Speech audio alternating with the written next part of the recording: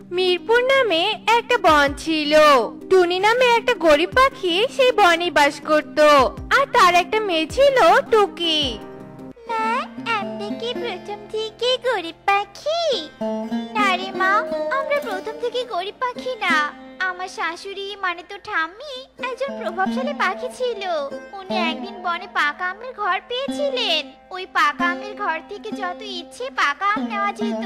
ওটা ছিল একটা জাদুই পাকা আমের ঘর। তারপর কি হলো মা? তারপর তো ঠাম্মি পাকা আমের ঘর থেকে পাকা আম নিয়ে এসে পাশের সব বনে নিয়ে গিয়ে সেই পাকা আম বিক্রি করতো। আর পাকা আম বিক্রি করে মা ধনী পাখি হয়ে যায়। কিন্তু একদিন বনের মোড়ল মশাই সেই পাকা আমের ঘরের কথা জেনে যায়। মিনু মাসি, শুনলাম তুমি নাকি পাকা আমের ঘর পেয়েছো। হ্যাঁ মোড়ল মশাই, আমি পাকা আমের ঘর পেয়ে এত ধনী পাখি হতে পেরেছি। আর কিছুদিনের মধ্যে আমি তোমার চেয়ে ধনী পাখি হব। এই পুরো বনের সবকিছুর ওপর সবার আগে আমার অধিকার আছে। তুমি আমাকে না বলে জাদুই পাকা আমের ঘর থেকে অনেক পাকা আম বিক্রি করেছো। এর শাস্তি তোমাকে পেতেই হবে, বুঝেছো? এরপর মোড়ল মশাই মায়ের কাছ থেকে সবকিছু কেড়ে নেয় আর মাকে বন থেকে তাড়িয়ে দেয়। কিন্তু মা কিছুতেই এ বন থেকে চলে যায় না। সবার ঘরে ঘরে কাজ খুঁজতে থাকে, কিন্তু মাকে কেউ কাজ দেয় না।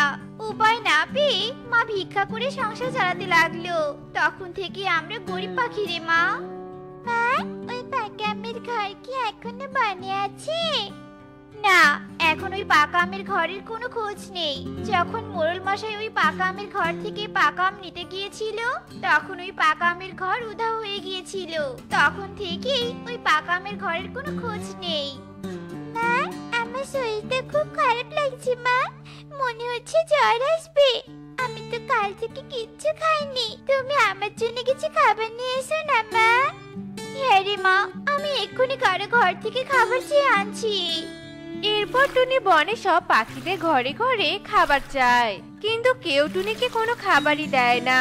তাই উপায় না পেয়ে টুনি মোড়ল মশাইয়ের বাড়িতে যায়। মোড়ল মশাই, আমি অনেক বড় বিপদে পড়ে আপনার বাড়িতে এসেছি। আমার মেয়ে আজ অসুস্থ, ও খুবই ক্ষুধার্ত। আমাকে কিছু খাবার দিন দয়া করে। টুনি, তুই আবার এখানে এসেছিস? তুই চলে যা এখান থেকে, নয়তো এক্ষুনি আমার চাকরদের বলে তোকে বনের বাইরে বের করে দিব। তোকে আমি বনে থাকতে দিয়েছি, এটাই আমি করুণা করেছি ভাব। এই বলে মোড়ল মশাই তার চাকরকে নিয়ে বনে যায় খাজনা নিতে। আর টুনি চুপটি করে মোড়ল মশাইয়ের বাড়ির পাশে লুকিয়ে থাকে। আর যেই না মোড়ল মশাই বাড়ি থেকে চলে যায়, টুনি তখনই মোড়ল মশাইয়ের বাড়িতে ঢুকে পড়ে আর পরোটা চুরি করে বাড়িতে নিয়ে যায়। মা, তুমি এসেছো? আমি তোমার জন্য অপেক্ষা করছিলাম। আমার যে ভীষণ খিদে পেয়েছে মা। আমি আর খিদে জ্বালা সহ্য করতে পারছি না মা। হ্যাঁ রে মা, আমি তোর জন্য খাবার নিয়ে এসেছি। তোকে আর না খেয়ে থাকতে হবে না। এই নে মা, এই পরোটা দুটো খেয়ে নে তো দেখি। ঠিক আছে মা, আমাকে তাড়াতাড়ি পরোটা দাও। আমি পরোটা খেয়ে ঘুমিয়ে পড়বো। এরপর টুনি টুকিকে পরোটা খেতে দেয় আর টুকি ও টুনি পরোটা খেয়ে ঘুমিয়ে পড়ে। আর তখনই দরজা ধাক্কানোর আওয়াজ টুনি শুনতে পায়। কি ব্যাপার মোড়ল মশাই, আপনি লাঠি নিয়ে আমাদের বাড়িতে কেন? কেন টুনি, তুই কিছু বুঝতে পারছিস না? তোর সাহস দিন দিন বেড়েই যাচ্ছে। তুই আমার বাড়িতে ঢুকে চুরি করলি। আমি তোর সব কুকীর্তি সিসিটিভি ক্যামেরায় দেখে এসেছি। তোকে আজ উচিত শিক্ষা দিব। এই বলে মোড়ল মশাই টুনিকে লাঠি দিয়ে পেটাতে শুরু করে। টুকি তার মাকে এভাবে মার খেতে দেখে ভীষণ রেগে যায় আর একটা পাথর দিয়ে মোড়লের মাথায় ছুঁড়ে মারে। আর মোড়ল মশাই মাটিতে পড়ে যায়। ওরে বাবা রে, আমাকে মেরে ফেললো রে, মেরে ফেললো। ওই শয়তান টুনির মেয়ে আমাকে মেরে ফেললো। তোরা দাঁড়িয়ে না থেকে ওদের তাড়াতাড়ি ধরে আমার সামনে হাজির কর বলছি। এরপর মোড়লের চাকররা টুনি ও টুকিকে ধরার জন্য ছুটতে থাকে। দাঁড়া বলছি, কোথায় পালাচ্ছিস মামে? একবার ধরতে পারলে তোদের মজা দেখাবো। মা, এই কি বিপদে পড়লাম আমরা। আজ মনে হয় ওদের হাত থেকে আমরা রক্ষা পাবো না মা। কাঁদিস না রে মা, তাড়াতাড়ি পালা, না হলে ওরা আমাদের ধরে ফেলবে। এরপর টুনি ও টুকি ছুটতে ছুটতে একটা পাকা আমের ঘর দেখতে পায় আর দুজনে পাকা আমের ঘরে ঢুকে পড়ে। মোড়লের চাকররা সেখানে পৌঁছানোর আগে পাকা আমের ঘরটা অদৃশ্য হয়ে যায়।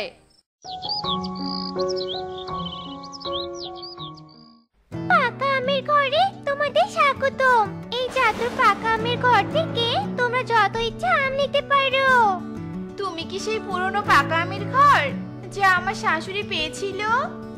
হ্যাঁ, আমি সেই পাকা আমের ঘর। আমি তোমার শাশুড়িকে না করে দিয়েছিলাম আমার দ্বারা রোজগার করা টাকা পয়সার অহংকার না করতে। যদি আমার ব্যাপারে কেউ কিছু জেনে যায় তাহলে আমি উধাও হয়ে যাব। কিন্তু তোমার শাশুড়ি তা শুনেনি।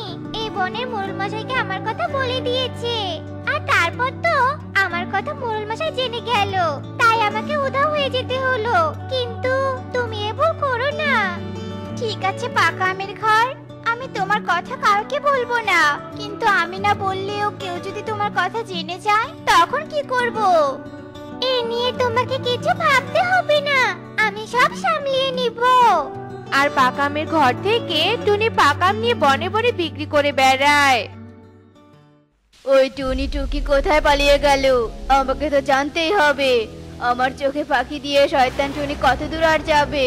তোতা, তোরা যেখান থেকে পারিস টুনি আর ওর মেয়ে টুকিকে ধরে আমার কাছে নিয়ে আয়। ঠিক আছে মোড়ল মশাই, আমি এক্ষুনি যাচ্ছি, আপনি কোনো চিন্তা করবেন না। এরপর মোড়লের চাকররা টুনিকে খুঁজতে বেরিয়ে পড়ে আর খুঁজতে খুঁজতে টুনি ও টুকিকে পাকা আম নিয়ে বিক্রি করতে দেখে। ওই তো টুনি আম নিয়ে বিক্রি করতে যাচ্ছে। তাহলে কি ও আবার পাকা আমের ঘর খুঁজে পেয়েছে?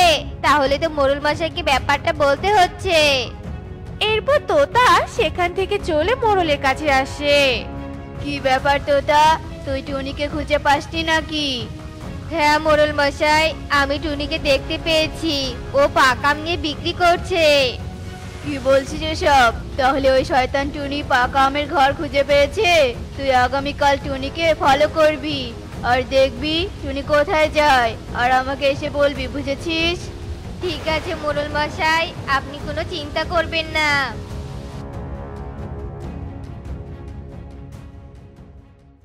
কি রে টুনি, তুই আবার পাকা আমের ঘর খুঁজে পেয়েছিস?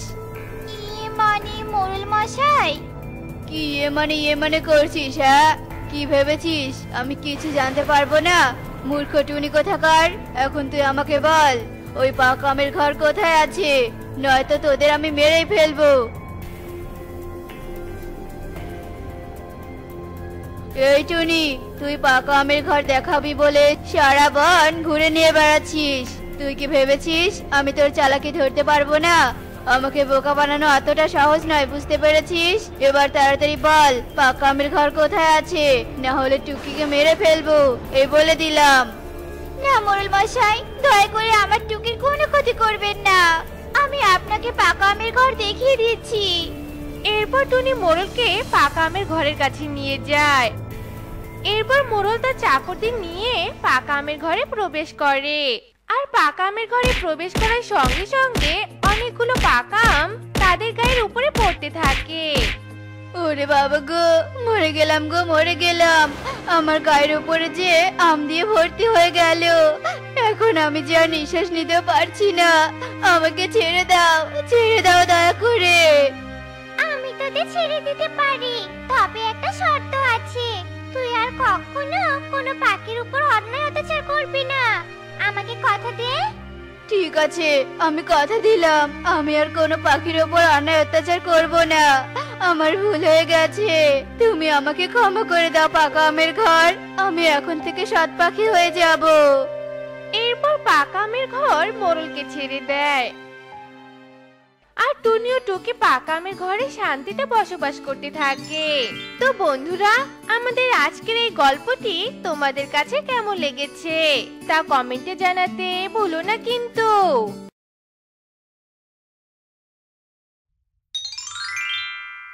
আরে তুমি আর কত খাবে বলো তো?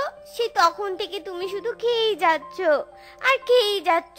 তোমার মতো পেটুক স্বামী আমি আর দুটো দেখিনি। দেখো, একদম আমাকে পেটুক বলবে না।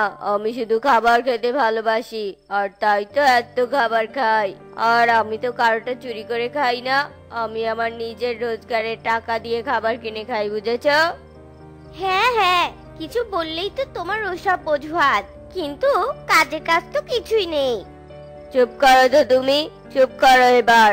আমাকে একটু খাবারগুলো খেতে দাও। টোনা তার নিজের মর্জিতে খাবার খেতে থাকে, এদিক সেদিক ডাকতে থাকে। টুনি, এখানের পরিবেশটা কেমন জানি ভয়ঙ্কর লাগছে।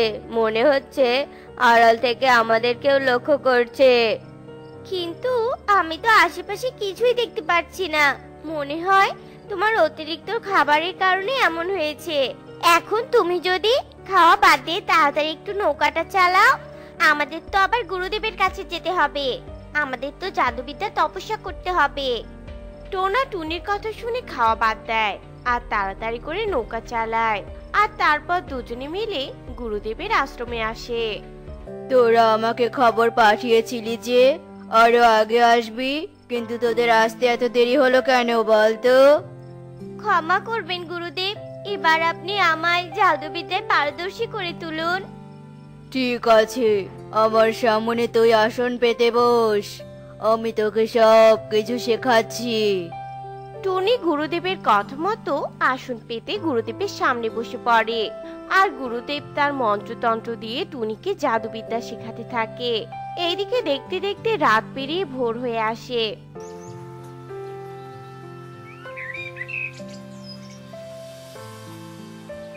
সব পাখিরা কাজ করার জন্য বাড়ি থেকে বেরিয়ে পড়ে। এ কি সর্বনাশা কাণ্ড! সব গাছপালা এমন শুকিয়ে কেন গেল? এখন তো আমরা অক্সিজেনের অভাবে মারা যাব। শুধু কি অক্সিজেন, আমরা এখন খাবারের অভাবেই মারা যাব। মা, আমার খিদে পেয়েছে তো মা, আমাকে তুমি খেতে দাও না মা। আমি তো ঘরে কোনো খাবার মজুত করে রাখিনি রে মা, এখন আমি তোকে কি করে খেতে দিব বল? সখী দিদি, এখন তোমার ছানা কাটছে, একটু পর আমার ছানাও কাটবে, তখন আমি তাকে কি খেতে দিব? না না, এভাবে আর আমাদের হাত পা গুটিয়ে বসে থাকলে চলবে না। বিপদ নেমে আসার আগে আমাদের এর একটা প্রতিকার করতেই হবে। আমাদের এক্ষুনি রাজার কাছে যেতে হবে। মহারাজ, মহারাজ, আপনি প্রাসাদে নিশ্চিন্তে বসে আছেন, ওইদিকে যে আমাদের ঘর বিপদ নেমে এসেছে। আমরা সবাই খাবারের অভাবে পড়ে গিয়েছি মহারাজ। খাবারের অভাবে পড়েছো মানে? কি হয়েছে আমাকে তোমরা সব খুলে বলো তো।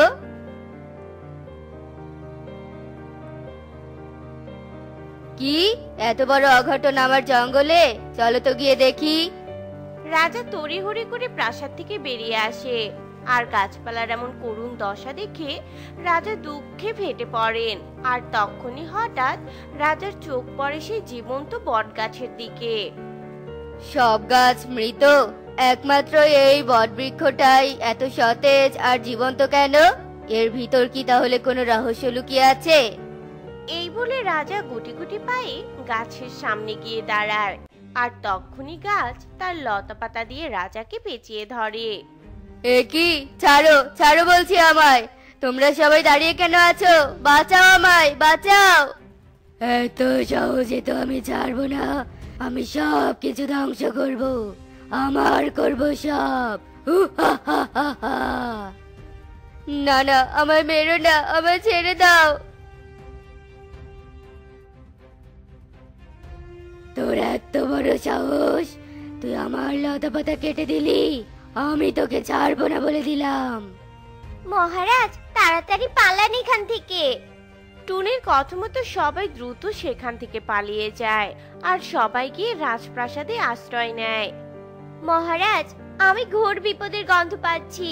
সেই জীবন্ত গাছের পিছনে কোনো না কোনো রহস্য অবশ্যই আছে, কিন্তু আমি তো অতীত দেখার ক্ষমতা অর্জন করিনি। এবার তাহলে আমি কি করব?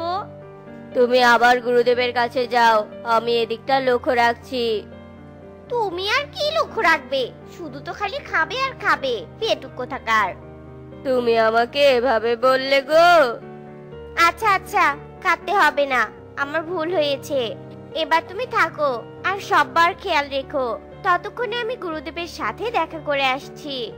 এরপর টুনি সবাইকে রেখে গুরুদেবের উদ্দেশ্যে পাড়ি জমায় আর কিছুক্ষণের মধ্যে গুরুদেবের কাছে গিয়ে পৌঁছায়। গুরুদেব, জঙ্গলে ঘোর বিপদ দেখা দিয়েছে। কি করলে আমি সেই বিপদের রহস্য উদ্ঘাটন করতে পারবো বলুন? তার জন্য আগে তোকে অতীত দেখার ক্ষমতা অর্জন করতে হবে। তুই যদি সেই ক্ষমতা অর্জন করতে পারিস তবে বিপদের রহস্য উদ্ঘাটন করতে পারবি। আমি অর্জন করব বাবা। আপনি আমাকে বলুন কিভাবে আমি অর্জন করতে পারবো। এই নে মন্ত্রসিক্ত হাড়ি, এটা নিয়ে তোকে ঝর্ণার তলদেশে যেতে হবে। আর সেই তলদেশে আছে এক ঝিনুক। সেই বড় ঝিনুকটা তুলে নিয়ে তোকে এই মন্ত্রসিক্ত হাড়িতে রাখতে হবে, সাথে সেই ঝর্ণার জলও। তবেই তুই পূর্ণ অতীত দেখার ক্ষমতা অর্জন করবি। ঠিক আছে বাবা, তবে তাই হবে। টুনি গুরুদেবের কাছ থেকে হাড়িটা নিয়ে ঝর্ণার উদ্দেশ্যে বেরিয়ে পড়ে আর উঠতে উঠতে সে ঝর্ণার কাছে গিয়ে দাঁড়ায়। আমাকে এবার এই ঝর্ণার তলদেশে যেতেই হবে, নয়তো যে আমি জঙ্গলের কাউকে বাঁচাতে পারবো না। টুনি আর কোনো চিন্তা না করে সোজা ঝর্ণার জলে লাফ দেয় আর এক লাফে ঝর্ণার জলের নিচে চলে যায়। পেয়েছি, আমি ঝিনুক পেয়েছি। এবার আর আমাকে কেউ ঠকাতে পারবে না। টুনি ঝিনুকটা তুলে নিয়ে হাড়িতে ভরে আর সেই হাড়ি নিয়ে জলের উপরে উঠে আসে। দ্রুত উড়ে গুরুদেবের কাছে চলে আসে। গুরুদেব, আমি অনেক কষ্ট করে এই ঝিনুকটা নিয়ে এসেছি। এবার আমাকে বলুন আমি আর কি করব। অন্যের ভালো দেখতে চাইলে অবশ্যই নিজের সুখ বিসর্জন দিয়ে দুঃখ বরণ করে নিতে হয় বাছা। এবার আর তোকে কিচ্ছু করতে হবে না। এই হাড়ির মাঝে তুই অতীত দেখতে পারবি। টুনি এক ধ্যানে হাড়ির দিকে তাকিয়ে থাকে। তখনই ওখানে অতীত ভেসে উঠতে থাকে। তোরা সবাই যদি জীবন্ত থাকিস তাহলে তাহলে আমার কদর কমে যাবে। আমার কাছে তখন আর কেউ সাহায্য চাইতে আসবে না। আমার ছায়ায় কেউ মাথা ঘুষতে আসবে না। শোনো বটগাছ, তুমি কিন্তু অনেক অহংকার করছো। তুমি হয়তো ভুলে গিয়েছো যে অহংকার করা মহাপাপ, আর অহংকারের শাস্তি একদিন না একদিন পেতেই হয়। আমাকে শাস্তি দিবি তোরা? শোন, তোদের মতো সামান্য গাছ আমার কিচ্ছু করতে পারবে না। তার আগেই আমি তোদের সবাইকে মৃত বানিয়ে দিব। মৃত। আমরা যদি মরে যাই তার বিনিময়ে একদিন না একদিন কেউ এসে তোমাকে ঠিক শাস্তি দিবে। আমাকে শাস্তি দিবে? এই বলে গাছ মাটির তলা দিয়ে নিজের শক্ত শিকড় ছড়িয়ে দেয় আর নিজের শিকড়ের সাহায্যে অন্যান্য গাছের শিকড়গুলো ভেঙে দেয়। আর তখনই সব গাছ নেতিয়ে পড়ে। আমার সাথে পাঙ্গা নিয়ে আজ অব্দি কেউ পার পায়নি, এবার তোরাও পাবি না। গুরুদেব, আপনি দেখলেন গাছ তার ক্ষমতা প্রয়োগ করে সাধারণ গাছগুলোকে মেরে ফেলেছে। এখন যদি আমরা এই গাছকে থামাতে না পারি তাহলে এই গাছ পাখিদেরও খেয়ে ফেলবে। এটা আমি কিছুতেই হতে দিতে পারবো না। শোন, আমি তোকে এর একটা উপায় বলে দিচ্ছি।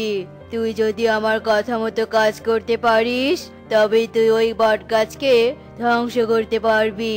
আর একবার যদি তুই বট গাছকে ধ্বংস করতে পারিস তাহলে পুরো জঙ্গল আবার সে আগের মতো হয়ে যাবে। বলুন গুরুদেব, কি সেই বুদ্ধি? এরপর গুরুদেব টুনিকে উপায় বলে দেয় আর টুনি সেই উপায়টা খুঁজে সোজা রাজদরবারের রাজার কাছে গিয়ে হাজির হয়। টুনি, পেলে কি তুমি কোনো উপায়? আর কেন এমনটা হচ্ছে? তুমি কি খুঁজে পেলে কিছু? মহারাজ, ওই জীবন্ত বট বৃক্ষ কোনো সাধারণ বৃক্ষ নয়। ওটা হলো এক রাক্ষসী অহংকার বট বৃক্ষ। ও নিজের শাসন বজায় রাখার জন্য বাকি সব গাছদের শিকড় মাটির তলা দিয়ে কেটে দিয়েছে, আর তার কারণেই বাকি গাছগুলো মৃত হয়ে গেছে। এবার তাহলে কি হবে? আপনি কোনো চিন্তা করবেন না মহারাজ, আমি এর প্রতিকার পেয়েছি। আমি আপনার রাজ্য আবার আগের মতো করে দিব। আপনি শুধু আমাকে আশীর্বাদ করুন মহারাজ। আমার আশীর্বাদ তোমার সাথে সব সময় আছে। তুমি যাও আর সফল হয়ে ফিরে এসো। এরপর টুনি সোজা উড়ে সেই জীবন্ত বট গাছের সামনে যায়। আরে আরে, তুই আমার সামনে, এবার তো তবে তোকে একটু মজা করে খাই। তুই আমাকে কিছুতেই খেতে পারবি না। গুরুদেব আমাকে বলেছে এই গাছকে ধ্বংস করতে হলে আমাকে এই গাছের কুঠোরে ঢুকতে হবে। হ্যাঁ, আমি তাই করব। এরপর টুনি তার জাদুবিদ্যা কাজে লাগিয়ে অদৃশ্য হয়ে গাছের কুঠোরের ভিতর ঢুকে পড়ে। কুঠোরে তো এলাম, এবার আমাকে 2 কোপে এই শিকড়গুলো কেটে ফেলতে হবে, তবে এই গাছ ধ্বংস হবে। তোর এত বড় সাহস, তুই গাছের কুঠোরে ঢুকেছিস, আবার ধ্বংসও করতে চাচ্ছিস। এই বলে সাপ টুনিকে দংশন করতে যায়। তখনই টুনি তার জাদুবিদ্যা কাজে লাগিয়ে সাপকে মেরে ফেলে আর শিকড় আঘাত করে কুড়াল দিয়ে। আর তখনই গাছ পুরো দুলতে থাকে। টুনিও দেরি না করে দ্বিতীয়বার কোপ দেয়। গাছ চিৎকার করতে থাকে। টুনিও বেরিয়ে আসে। আমি ছাড়বো না, ছাড়বো না। আহ! পুরো গাছ কালো ধোয়া হয়ে হাওয়ায় মিলিয়ে যায়। আর তখনই গাছগুলো আবার আগের মতো সতেজ সবুজ হয়ে যায়। আর সবাই তা দেখে মহা খুশি হয়। টুনি, তোমাকে অনেক ধন্যবাদ টুনি। আমি তো শুধু নিঃস্বার্থভাবে সবার ভালো চেয়েছি মহারাজ, আর তাই হয়েছে। বন্ধুরা, আসলে নিজের অবস্থান ঠিক রাখার জন্য কখনোই অন্যের ক্ষতি করতে নেই, এতে করে নিজেরই পতন ঘটে। আমাদের আজকের গল্পটি তোমাদের কাছে কেমন লেগেছে তা কমেন্টে জানাতে ভুলো না কিন্তু।